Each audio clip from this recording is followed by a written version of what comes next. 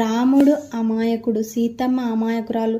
వాళ్ళు చాలా కష్టాలు పడ్డారు. వాళ్ళలాగా మనం బ్రతకలేము, వాళ్ళలాగా మనం ఉండలేము, వాళ్ళలాగా మనం ఏది కూడా మనం తట్టుకోలేము అని చెప్పేసి అంటారనమాట. అయితే ఇక్కడ రాముడు ఎన్ని కష్టాలు పడ్డాడు, రాముడు ఎన్ని బాధలు పడ్డాడు అని పక్కన పెట్టి ఆ కష్టాల్లో, అన్ని కష్టాల్లో కూడా రాముడు ఎంత సంతోషంగా ఉన్నాడు, అన్ని కష్టాల్లో కూడా రాముడు ఏ విధంగా ప్రవర్తించాడు, ఏ విధంగా అన్ని కష్టాలను కూడా ఎదుర్కొన్నాడు, ఈ విధంగా ఆలోచించాలన్నమాట.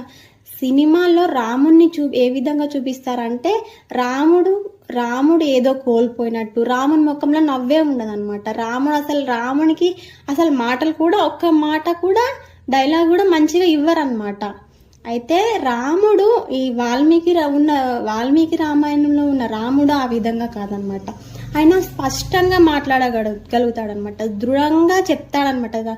వాళ్ళకి ఏదైనా చెప్పాలనుకుంటే ఎలా ప్రవర్తించాలి, ఎక్కడ ఏం మాట్లాడాలి, ఇవన్నీ కూడా ఆయనకి తెలుసు అనమాట. ఆ విధంగా ఆయన ప్రవర్తించగలుగుతాడనమాట. ఇక్కడ ఎప్పుడు ఆయన కోపంలో మాట్లాడినప్పుడు ఏ విధంగా ఉంటుందంటే, సుగ్రీవుడు రాముని వల్ల రాజ్యం పొంది భోగాలలో పడి రామునికి ఇచ్చిన మాట మర్చిపోతాడనమాట. ఒకవేళ నాకు ఇచ్చిన మాట మర్చిపోతే నువ్వు కూడా వాలి వెళ్ళిన మార్గంలోనే నువ్వు వెళ్తావు అని చెప్పేసి అంటాడనమాట. ఇక్కడ వాలి ఏ మార్గంలో వెళ్ళాడు? రాముడి చేతిలో చనిపోయాడు కాబట్టి స్వర్గానికి వెళ్ళి ఉంటాడనమాట. అంటే డైరెక్ట్ గా చెప్తున్నా అనమాట, నిన్ను కూడా నేను స్వర్గానికి పంపిస్తా అని చెప్పేసి ఆ విధంగా చెప్పగలుగుతాడనమాట. ఎక్కడైనా కూడా రాముడు కామెడీ కూడా చేస్తాడనమాట. శూర్పణఖ వచ్చినప్పుడు నువ్వు నాకు కావాలి, నన్ను నువ్వు స్వీకరించు అని చెప్పేసి అడిగితే, నీ అందానికి నీకు నేను తగిన వాణ్ణి కాదు, నాకు లక్ష్మణుడు ఉన్నాడు, లక్ష్మణుడి దగ్గరికి నువ్వు వెళ్ళు, అక్కడ తన పక్కన భార్య కూడా లేదు అని చెప్పేసి రాముడు శూర్పణఖని లక్ష్మణ దగ్గరికి పంపిస్తాడనమాట. అక్కడ హాస్యం కూడా చేస్తాడనమాట రాముడు. రామునిలో అన్ని నవరసాలు కూడా ఉంటాయన్నమాట. రాముడు చూపించే ప్రేమ ఏ విధంగా ఉంటదన్నమాట, ఎవరికైనా తన వాళ్ళకి కష్టం వచ్చినప్పుడు తనకే కష్టం వచ్చిందా అన్న విధంగా ఉంటాడనమాట. ఎవరికైనా సుఖం వచ్చినప్పుడు తనకే సుఖం వచ్చిందా అన్న విధంగా అంత సంతోషంగా ఆ సుఖాన్ని కూడా తన సుఖంగా భావిస్తాడనమాట. ఆయన కరుణ, దయ, ప్రేమ ఇవన్నిటిలో కూడా ఆయనకు సాటి ఎవరు ఉండరన్నమాట. అక్కడ శత్రువు తమ్ముడు అయినప్పటికీ కూడా ఆ విభీషణునికి కూడా ఆశ్రయం ఇచ్చే గొప్ప వ్యక్తి, గొప్ప దయ, కరుణ రామునికే ఉండగలుగుతాయి అనమాట.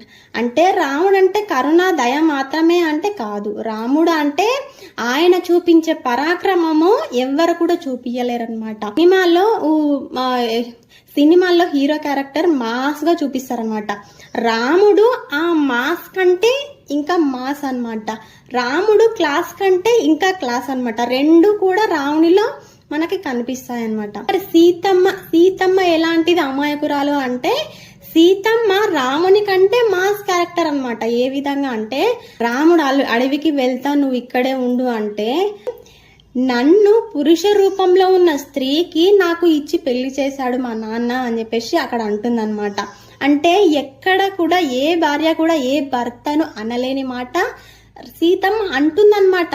అంటే నువ్వు స్త్రీవి అని చెప్పేసి రాముని అంటుందన్నమాట. అప్పుడు రాముడు ఏ విధంగా తీసుకోవాలి? అప్పటికే రాజ్యం కోల్పోయాడు, ఆ అడవికి వెళ్ళాడు. ఇంకా కోపంతో నువ్వు ఇంత నన్న మాట అంటావా అని చెప్పేసి ఇంకా కోపంగా ప్రవర్తించాలన్నమాట. కానీ అక్కడ రాముడు ఆ విధంగా చేయలేదన్నమాట. రాముడు నన్ను వదిలిపెట్టలేక ఈ విధంగా అంటుంది అని ఇంకా ప్రేమతో మురిసిపోయాడనమాట. రాముడు 20,000 మంది కరులని గంట సమయంలో చంపేసినప్పుడు ఆ పరాక్రమం చూసి, అక్కడ దూరం నుండి రాముని పరాక్రమం చూసిందనమాట సీతమ్మ. ఇక చూసి ఆమె ఆనందం పట్టలేక, రాముడు ఇంత పరాక్రమవంతుడా అని ఆమె ఎంతో ఉప్పొంగిన మనసుతో ఆమె పరిగెత్తుకుంటూ వచ్చి రాముణ్ణి ఒక తల్లి ఏ విధంగా ముద్దు పెట్టుకుంటుందో, తన పిల్లవాన్ని ఏ విధంగా ప్రేమతో ముద్దు పెట్టుకుంటుందో ఆ విధంగా అక్కడ చుట్టుపక్కల లక్ష్మణుడు, ఋషులు అందరూ ఉన్నారు. అందరూ ఉన్నప్పటికీ కూడా ఆమె వచ్చి రాముణ్ణి పట్టుకుని ముద్దు పెట్టుకుంటుంది అనమాట ఆ ప్రేమతోటి. ఇక్కడ పక్కన వాళ్ళు ఏమనుకుంటారో, వీళ్ళు ఏమనుకుంటారో ఆమె ఎక్కడ గమనించలేదు. ఆమె రాముడు పరాక్రమం చూసి ఆమె అంత మురిసిపోయింది అనమాట. ఆ ప్రేమను ఆ విధంగా చూపించింది అనమాట. ఇక్కడ ఇక్కడ రాముని దగ్గర సీతమ్మ ఏ విధంగా ఉంటది అంటే, తండ్రి నీడలో చిన్న పిల్ల ఏ విధంగా ఆడుకుంటదో రాముని దగ్గర ఆ విధంగా ఉంటుందన్నమాట. 14 సంవత్సరాలు వనవాసం అయితే అందులో ఒకే సంవత్సరం వాళ్ళు కష్టపడ్డారనమాట. 13 సంవత్సరాలు కూడా వాళ్ళు అడవిలో అయినా సంతోషంగానే బ్రతికారు. మనకి రాముణ్ణి ఎప్పుడు కూడా నృత్యం చేసినట్టు ఏ మూవీలో కూడా చూపిలేదు, కానీ ఆయన నృత్యం కూడా చాలా బాగా చేస్తాడనమాట. సీతమ్మ కూడా చేస్తుంది. వాళ్ళిద్దరు కూడా సంతోషంగా ఉన్నారనమాట అక్కడ అడవిలో అయినా సరే. ఇక్కడ లాస్ట్ కి సీతమ్మ అక్కడ జింకను చూసి నాకు కావాలి అన్నప్పుడు ఒక్క మాట కూడా అడ్డు చెప్పకుండా నువ్వు అడిగావు నేను తెస్తాను అని చెప్పేసి రాముడు ఆ జింకను పెట్టడానికి వెళ్ళి ఇక్కడ సీతమ్మ రావణ చెరలో పడిపోతుంది అనమాట. అక్కడ రావణాసుని దగ్గర కూడా ఏ విధంగా మాట్లాడుతుంది అంటే, రావణాసుని దగ్గర అంతమంది చుట్టూ అంతా కూడా రాక్షసులు ఉన్నారు. వాళ్ళు భయంకరంగా ఉన్నారనమాట. చూస్తే కూడా భయం కలిగే విధంగా.